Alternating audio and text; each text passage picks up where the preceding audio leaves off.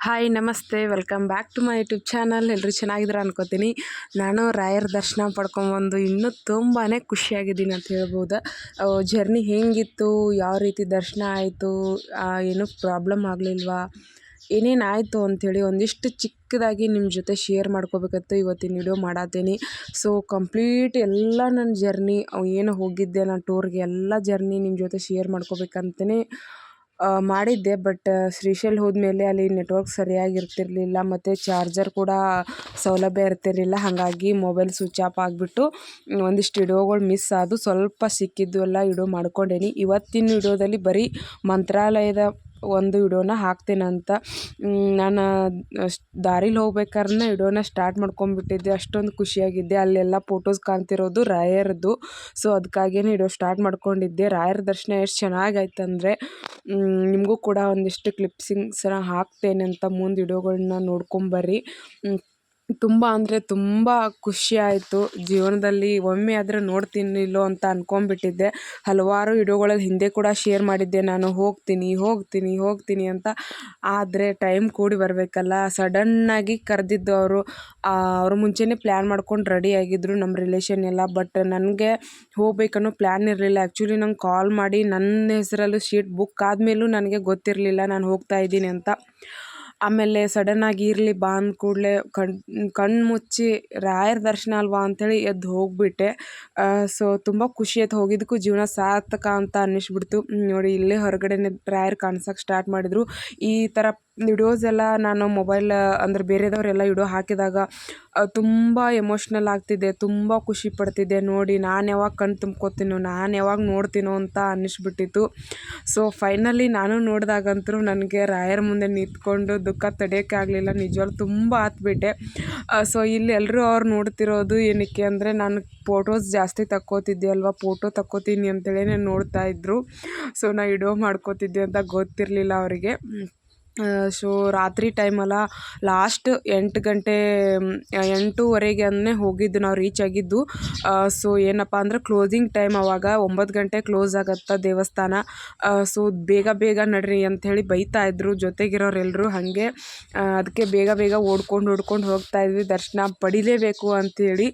ಅದೊಂದು ಮಿಸ್ ಆಗಿದ್ದರೆ ಮತ್ತೆ ಯಾವಾಗ ಹೋಗ್ತಿದ್ವೋ, ಹೋಗೋಕೆ ಆಗ್ತಾ ಇರಲಿಲ್ಲ ಏನೋ ಗೊತ್ತಿರಲಿಲ್ಲ. ಸೊ ನೋಡ್ಬೋದು ಎಷ್ಟು ಚೆನ್ನಾಗಿ ಕಾಣಿಸ್ತಾ ಇದೆ ರಾಯರ ಮಠ ಅಂಥೇಳಿ. ಹೋಗ್ತಾ ಅಲ್ಲಿ ಕಾಲು ಇಡ್ತಿದ್ದಂಗೆ ನನಗೆ ಮುಂಚೆ ಕಣ್ಣಲ್ಲಿ ನೀರು ತುಂಬ್ತಾ ಇತ್ತು, ನೋಡ್ಬೋದು ನೀವು. ನನಗೆ ತೋರಿಸ್ಕೊಳ್ಳಿಲ್ಲ ಯಾರ ಮುಂದೂ. ಒಂದು ಕಡೆ ಹೋಗಿ ಒಬ್ಬಳೇ ಕೂತ್ಕೊಂಡು ಹತ್ತು ಬರಬೇಕು ಅನಿಸ್ಬಿಟ್ಟಿತ್ತು. ಆ ಥರ ಆಗ್ತಾಯಿತ್ತು ಫೀಲಿಂಗು. ಬಟ್ ಯಾರಿಗೂ ತೋರಿಸ್ದೆ, ಅಲ್ಲೇ ದರ್ಶನ ಕ್ಯೂನಲ್ಲೇ ನಿಂತ್ಕೊಂಡು ಹತ್ಬಿಟ್ಟೆ, ಯಾರಿಗೂ ಕಾಣದೇ ಇರೋ ಥರ. ಆದರೆ ರಾಯರು ನೋಡಿರ್ತಾರೆ ಅನ್ಕೋತೀನಿ. ತುಂಬ ಖುಷಿ ಆಗ್ತಿತ್ತು. ನಾನು ಬೆಳಿಗ್ಗೆನೇ 1 ಗಂಟೆ ಮುಂಚೆನೇ ನಾವು ಜಾಗ ಬಿಟ್ಟಿದ್ದು. ಆಮೇಲೆ ಹೋಗ್ಬೇಕಾದ್ರೆ 8 ಗಂಟೆ ಆಗಿತ್ತು. ಊಟ ಇಲ್ಲ ಏನಿಲ್ಲ. ಇದನ್ನಾಗಿತ್ತಂದರೆ ತುಂಬ ಸಂಕಟ ಆಗ್ತಿತ್ತು, ತ್ರಾಸ ಆಗ್ತಿತ್ತು. ಆದರೆ ಅಲ್ಲಿ ಹೋಗಿ ಕೂತ್ಕೊಂಡಾಗ ನನಗೆ ಏನಂದರೂ ಏನೂ ಇಲ್ಲ, ಮನಸ್ಸಲ್ಲಿ ಖುಷಿ ಸಂತೋಷ ಬಿಟ್ಟರೆ ಅಲ್ಲಿ ರಾಯರ ಮುಂದೆ ಕೂತಿದ್ದೆಯಲ್ಲ, ನಿಜ ತುಂಬ ಅಳು ಬರ್ತಾಯಿತ್ತು. ತುಂಬ ಕಂಟ್ರೋಲ್ ಮಾಡ್ಕೋತಾ ಇದ್ದೆ. ಏನಂದರೂ ಏನೂ ಇಲ್ಲ. ನನಗೆಷ್ಟು ಸಂಕಟ ಅಂದರೆ ನಂಗೆ ಸ್ವಲ್ಪ ತಿಂದ್ರೂ ಒಂಚೂರು ಹೊಟ್ಟೆಲಿ ಊಟ ಇರ್ಲಿಕ್ಕಂದ್ರೆ ಆಗೋದೇ ಇಲ್ಲ. ಸ್ವಲ್ಪ ತಿಂತೀನಿ. ಆದರೂ ಅಲ್ಲಿ ಹೋದ ಕೂಡಲೇ ನನಗೆ ಎಷ್ಟು ಆಗ್ತಿತ್ತು, ಏನೂ ಇರಲಿಲ್ಲ ಹೊಟ್ಟೆಲಿ, ಸಂಕಟ ಏನೂ ಇರಲಿಲ್ಲ. ದರ್ಶನ ಅಂತೂ 2 ಸಾರಿ ಆಯಿತು. ಮುಂಚೆ ಒಂದು ಸಾರಿ ಹೋಗಿ ಬಂದ್ವಿ. ಕ್ಯೂನಲ್ಲಿ ಸ್ವಲ್ಪ ಫೋಟೋ ತಗೋಬೇಕಂತ ಆನ್ ಮಾಡಿದೆ. ಅಲ್ಲಿ ಎಲ್ಲರೂ ಫೋಟೋ ತೆಗಿಬಾರ್ದು ಅಂತ ಹಾಕಿತ್ತು, ವಿಡಿಯೋಸ್ ಮಾಡಬಾರ್ದು ಅಂತ ಹಾಕಿತ್ತು. ಮತ್ತೆ ಬಂದ್ ಮಾಡಿದೆ. ಒಂದು ಸಾರಿ ದರ್ಶನ ಆಯಿತು, ವಾಪಸ್ ಹೊರಗೆ ಬಂದ್ವಿ. ಕ್ಲೋಸಿಂಗ್ ಟೈಮ್ ಅಲ್ವಾ, ಯಾರೂ ಇರಲಿಲ್ಲ.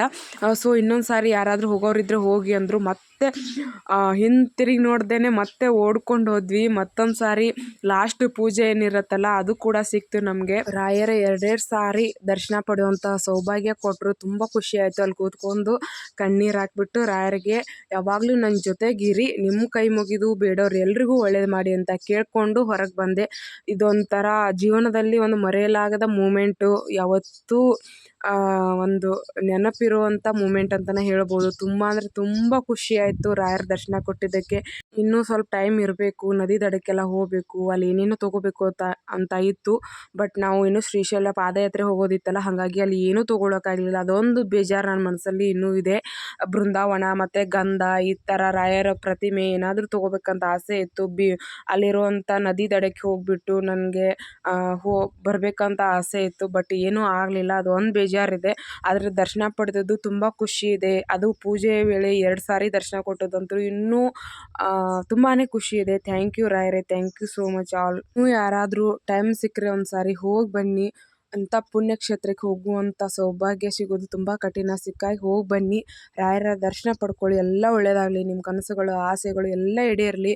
ರಾಯರು ಯಾವಾಗಲೂ ಒಳ್ಳೇದು ಮಾಡಲಿ ಅಂತ ನಿಮಗೂ ನಾನು ಕೇಳ್ಕೊತೀನಿ. Thank you so much. ಆದಷ್ಟು ಜನಕ್ಕೆ ಶೇರ್ ಮಾಡಿ, ಸಪೋರ್ಟ್ ಮಾಡಿ. ಹೆಂಗೆ ಅನಿಸ್ತು ಅಂತ ಕಾಮೆಂಟ್ ಮಾಡಿ.